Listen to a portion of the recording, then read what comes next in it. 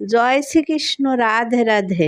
সনাতন ধর্ম ও আধ্যাত্মিক দর্শন অনুযায়ী খাঁটি ভক্তি, নিঃস্বার্থ ভালোবাসা, কর্ম এবং আত্মসমর্পণের মাধ্যমেই ভগবানকে পাওয়া যায়। ভগবানকে জানার ও পাওয়ার সবচেয়ে সহজ পথ হল শুদ্ধ ভক্তি। অহংকার দিয়ে ভগবানকে লাভ করা যায় না। ভগবানকে পেতে হলে অহংকার ত্যাগ করে মন থেকে ভালোবাসতে হবে।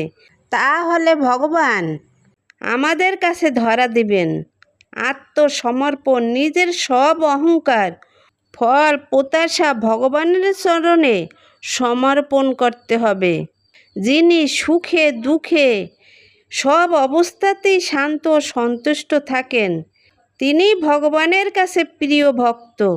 নিয়মিত ঈশ্বরের নাম জপ করা এবং মনে মনে ঈশ্বরের রূপ ধ্যান করা, যা কিছু আছে তা নিয়ে সন্তুষ্ট থাকা, মনে মনে কোনো অহংকার বা হিংসা না রাখা, সংসার ত্যাগ না করেও কর্তব্য কর্ম ঠিকভাবে পালন করা এবং মন ঈশ্বরের স্মরণে রেখে তার সান্নিধ্য লাভ করা, সংসারের সব দায়িত্ব পালন করা, রান্না করা, কাজ করা, ব্যবসা করা, চাকরি করা বা ভগবানের সেবা করা, সব কাজ ঈশ্বরের উদ্দেশ্যেই করতে হয়। কাজের ফল ত্যাগ করতে হবে। কাজের ফল ঈশ্বরের চরণে সমর্পণ করতে হবে। সারাদিন কাজের ফাঁকে মনে মনে ঈশ্বরের নাম জপ করতে হবে। সকাল ও সন্ধ্যায় কিছু সময় ধ্যান বা প্রার্থনা করতে হবে। আমরা যা কিছু খাচ্ছি তা সব কিছুই ভগবানকে নিবেদন করে তারপর খেতে হবে। আমার এই শব্দটি ব্যবহার করা যাবে না। আমি এটি করছি, সেটি করছি, আমার বাড়ি, আমার ঘর, আমার সন্তান, এই আমার শব্দটি ব্যবহার করা যাবে না। এই অহংকার ত্যাগ করতে হবে। নিজেকে ঈশ্বরের হাতের একটি মাত্র যন্ত্র ভাবতে হবে।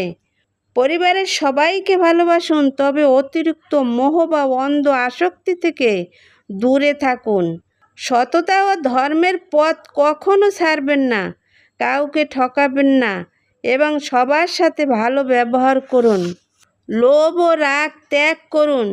শ্রীরামকৃষ্ণ পরমহংসদেব বলেছেন, সংসারে থাকা মানে পানকৌড়ির মতো থাকা।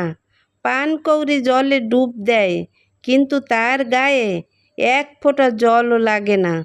তেমনি সংসারে থেকেও মনটি সবসময় ঈশ্বরের চরণে ডুবিয়ে রাখতে হবে। একদিনে ভগবানকে পাওয়া সম্ভব নয়। যেমন কাউকে ভালোবাসতে বাসতে সম্পর্ক গভীর হয়, তেমনি নাম জপ, প্রার্থনা, সৎ কাজ ও ভক্তির মাধ্যমে ধীরে ধীরে হৃদয়ে ভগবানের অনুভূতি গভীর হয়। সবচেয়ে গুরুত্বপূর্ণ কথা হলো, ভগবানকে পাওয়ার জন্য নিজেকে অসাধারণ মানুষ বানাতে হবে না, আন্তরিকভাবে ডাকতে হবে। ভক্তি শুরু হয় হৃদয়ের সত্যতা থেকে। ভগবান শ্রীকৃষ্ণ বলেছেন, পত্রম পুষ্পম ফলম তোয়াম। আমাকে যদি কেউ একটি তুলসী পাতা, ফল, জল নিবেদন করে, আমি তা গ্রহণ করি। এই কলিযুগে মানুষের ভক্তিতেই মুক্তি। ভগবানের ভক্তি ছাড়া কোনো রকমই এই জড় জগৎ থেকে মুক্তি পাওয়া সম্ভব নয়। ভগবানকে ভক্তি সহকারে ডাকতে বললে ভগবান সমস্ত পাপ থেকে মুক্ত করে জড় জগৎ থেকে উদ্ধার করে দেবেন।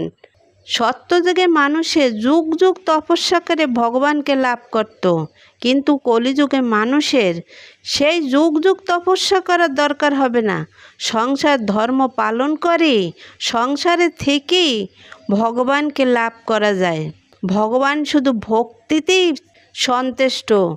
যেমন কুরুক্ষেত্রের যুদ্ধের আগে দুর্যোধন রাজভোগ রান্না করে দিয়েছিলেন, ভগবান শ্রীকৃষ্ণ তা গ্রহণ করেননি। বিদুরের ঘরেই নিমন্ত্রণ গ্রহণ করেছিলেন, কারণ বিদুরের মনে ভক্তি ছিল আর দুর্যোধনের মনে ছিল অহংকার, তাই তিনি বিদুরের ঘরেই নিমন্ত্রণ গ্রহণ করেছিলেন। এ থেকে আমরা বুঝতে পারি যে ভগবানকে রাজভোগ রান্না করে ভোগ নিবেদন করলে ভগবান গ্রহণ করেন না। ভগবানকে শুধু সামান্য একটু ফল, জল, তুলসী পাতা অর্পণ করলে ভগবান তা গ্রহণ করেন। ভক্তি এই কলিযুগের মুক্তি। ভগবানকে ভক্তি সহকারে ডাকতে পারলে ভগবান সমস্ত পাপ থেকে মুক্ত করে দেবেন। জয় শ্রীকৃষ্ণ। রাধে রাধে।